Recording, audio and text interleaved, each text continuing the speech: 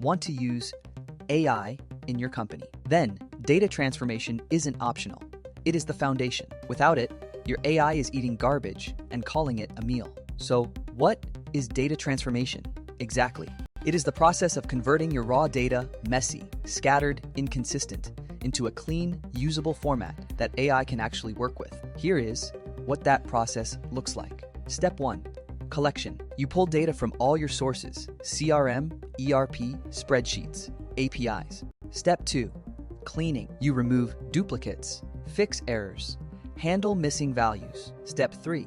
Standardization. You make sure dates look like dates, currencies match, and naming conventions are consistent. Step 4.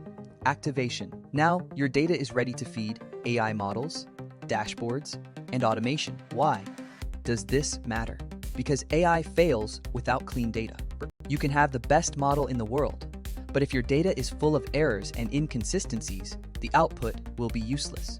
Every successful AI project starts with solid data transformation. This is part of a full series. The next video explains ETL versus ELT, the two main approaches to data transformation. Follow along so you don't miss it.